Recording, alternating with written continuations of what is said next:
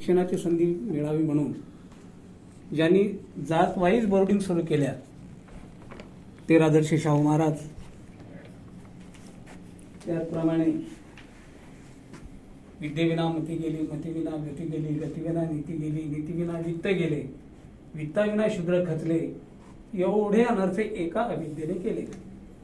या 4 ओळीमध्ये माणसाच्या अधपतनाचं वर्णन करणारे महात्मा ज्योतिबा फुले आणि ज्यांच्या नावाने आज आपण हा समता सप्ताह सुरू करतो आहोत, आज उद्घाटन होते आहे. खरं म्हणजे तुम्ही मला काही सन्मानाने या ठिकाणी बोलवलेलं नाही, बोलवण्याचं कारणही नाही, आपली ओळखही नव्हती. म्हणजे आम्ही जो उपक्रम राबवतो त्याच्या निमित्ताने मयूर मोरे सरांना मी भेटलो आणि अनेक कारणं सांगितल्याच्या नंतर सुद्धा मी असं म्हणालो की मी येणारच आहे आणि हा कार्यक्रम घडून आला. मी पीपल्स एज्युकेशन सोसायटीमध्ये OSD आहे आणि डॉक्टर बाबासाहेब आंबेडकरांच्या नावाने हा सप्ताह सुरू होतोय. म्हणून डॉक्टर बाबासाहेब आंबेडकरांचा दृष्टिकोन, तुम्ही समाज कल्याणचे सगळे कर्मचारी असल्यामुळे तुम्हाला तर कळायला काही अडचणच नसावी.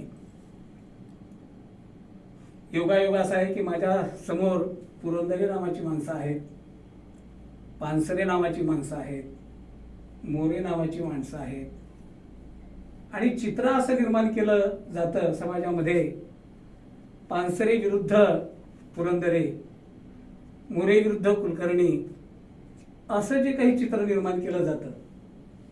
वस्तुस्थिती अशी आहे की ते खरा संघर्ष आहे विषमता विरुद्ध समता. विषमता विरुद्ध समता म्हणजे समतावादी विचार विरुद्ध विषमतावादी विचार. आणि मग सगळ्यांना जर मॅडमनी सांगितल्याप्रमाणे एका लेवलला आणायचं तर कुणाकडेही जादूची कांडी नाही आहे. जादूची कांडी फिरवली आणि असं चित्र निर्माण झालं असं ते होणार नाही. त्यासाठी दाभोळकर मरावे लागतात, त्यासाठी पानसरे मरावे लागतात, त्यासाठी पत्रकार मरावे लागतात, त्यासाठी हुतात्मे व्हावे लागतात. एवढं सोपं नाहीये. आणि हा जो संघर्ष आहे तो संघर्ष म्हणजे तुम्ही त्याच्यामध्ये अतिशय महत्वाची भूमिका बजावणारे लोक असल्यामुळे तुम्हाला तर तुमचा रोल कळलाच पाहिजे. कारण मॅडमने आता 46चा उल्लेख केला की कलमही काही अशी सहज मनात आली, टाकली आणि लागू झाली असं नाही झालं. त्या संविधान सभेमध्ये फार मोठा संघर्ष झाला. एक कलम त्याच्यावरती एकमत होण्यासाठी कितीतरी मोठा संघर्ष करावा लागला. आणि हा संघर्ष तर डॉक्टर बाबासाहेब आंबेडकरांच्या 5वीलाच पुजलेला होता. आणि म्हणून बाबासाहेबांची एवढी खटपट कशासाठी होती. योगायोगाने माझ्यासमोर नाशिकचे मोरे सर आहेत आणि नाशिकमध्येच एक महाकवी आहे. त्या महाकवीच्या शब्दामध्ये मी तुम्हाला बाबासाहेबांचा संघर्ष कशासाठी होता एका गीताच्या माध्यमातून तुमच्या समोर ठेवतो, जर तुम्हाला वेळेची अडचण नसेल तर. म्हणजे पहिल्यांदाच बंधन घातलं म्हणून म्हणतो. तर चाललं कशासाठी होतं. बाबासाहेबांनी तुमच्या या पत्रकामध्ये महाडच्या तवदार तळ्याच्या संग्रामाला सुद्धा 100 वर्ष झाली असं काहीतरी आहे, त्याच्याही अनुषंगाने कार्यक्रम आयोजित केलेले आहेत आपल्या डिपार्टमेंट. मला अतिशय आनंद होतो आहे. तेव्हा बाबासाहेबांचा संघर्ष कशासाठी होता आणि चवदार तळच का. म्हणजे आपण असा कधी विचार करतो बा चवदार तळ्याचंच का. समजा एका तळ्याचं पाणी पिलं नसतं काय असं मोठं बिघडलं होतं. पण त्याच्यामध्ये मुद्दा हा होता की त्या तळ्याच्या म्हणजे तसे अनेक तळे आहेत त्या ह्याच्यामध्ये महाडमध्ये, कोकणामध्ये तळे आहेत, परंतु महाडमध्ये अनेक तळे आहेत. मग चवदार तळ्याचंच पाणी पिण्याचा आग्रह बाबासाहेबांनी का धरला. कारण त्या विषमतावादी विचाराची जी काही विचारसरणी होती त्यांचं असं म्हणणं होतं की या चवदार तळ्याचं पाणी पिण्याचा अधिकार फक्त आम्हालाच आहे. का तर आमचं ईश्वराच्या नंतर स्थान आमचं आहे. आणि मग इतर कोणी त्या तळ्याचं पाणी पिऊ शकत नाही. आणि म्हणून बाबासाहेबांचं म्हणणं असं होतं की असं नाही, तुम्ही ज्या पद्धतीने जन्माला आलात आम्ही त्याच पद्धतीने जन्माला आलो. तुम्ही या पृथ्वी तलावर वावरणार आहात, आम्ही या पृथ्वी तलावर वावरणार आहोत. म्हणून या पृथ्वी तलावर जे जे काही निर्माण होईल, तुम्हाला जर वेगळी काही असं तुमचं काही क्वालिफिकेशन नसेल तर आपण असं नाही म्हणणार की कलेक्टर आणि सेवक बरोबरचा, वेगळं काही त्यांनी क्वालिफिकेशन मिळवलं असेल तर नक्कीच त्यांची आयडेंटिटी आहे. परंतु जन्म घेतल्याबरोबर या पृथ्वी तलावर माणूस म्हणून तुम्ही आणि आम्ही सारखे आहोत, हा त्याच्यातला वादाचा मुद्दा होता. आणि म्हणून बाबासाहेबांनी स्वतः म्हटलेलं आहे की 14 तळ्यात पाणी पिलं म्हणून आम्ही काही अमर झालो अशातला काहीच भाग नाही. परंतु हा जो होता की बाबा आम्ही का श्रेष्ठ, तर आम्ही ज्या व्यवस्थित जन्मलो त्याच्यामुळं आम्ही श्रेष्ठ, ईश्वरानंतरचं आमचं स्थान. आणि बाबासाहेबांचं म्हणणं होतं की तुमचं आणि माझं स्थान एवढंच, तर म्हणजे सारखंच. आणि म्हणून बाबासाहेबाचा जो लढा आहे तो कशासाठी होता, एका गीतात वामनदादा खडकांच्या,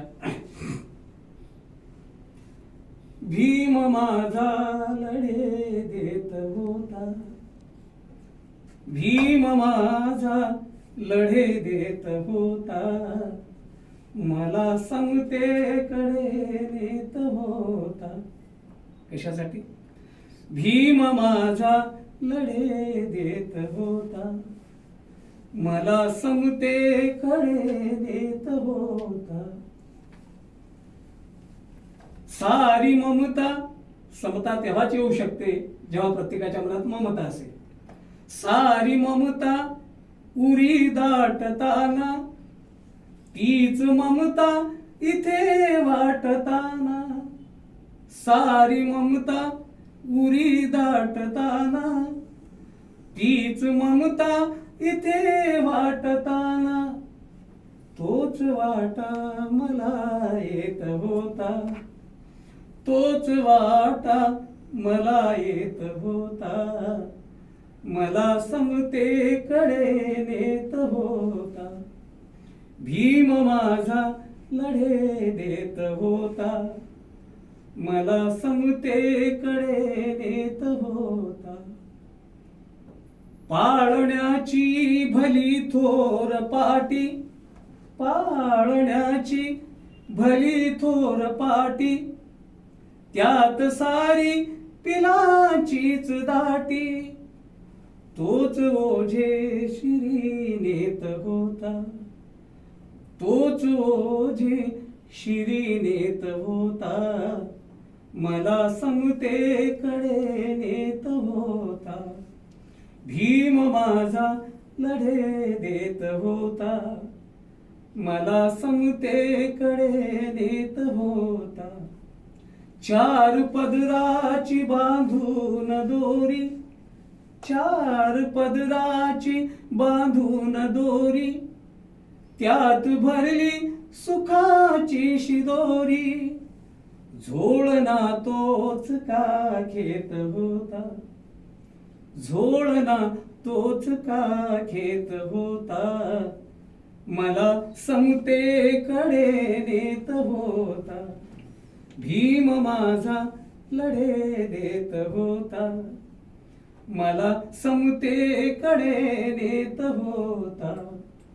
भीम वामनला माझ्या म्हणाला, शेवटी आज जे जगाला पट्टी आहे, आज जे काही जगाच्या पातळीवर युद्ध सुरू आहे, आणि आता प्रत्येकाला वाटायला लागलं की खरंच बुद्धाचं तेव्हा म्हटलेलं होतं ते आता ते अस्तित्वात आलं तर ठीक आहे, नाहीतर ह्या जगावर एकही सजीव प्राणी शिल्लक राहणार नाही, अशा प्रकारची युद्ध होतील.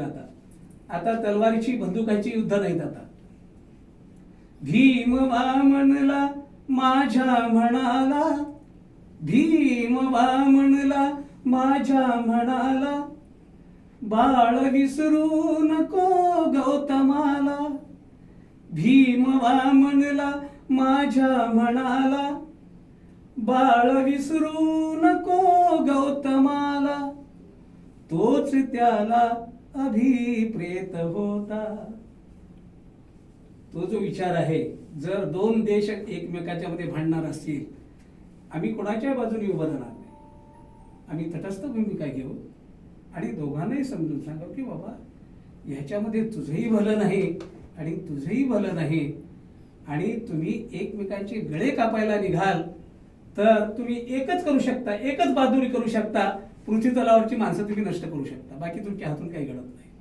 तेव्हाचा विचार आहे तोच त्याला अभिप्रेत होता, मला समतेकडे नेत होता, भीम माझा लढे देत होता, मला समतेकडे नेत होता, मला समतेकडे नेत होता, मला समतेकडे नेत होता.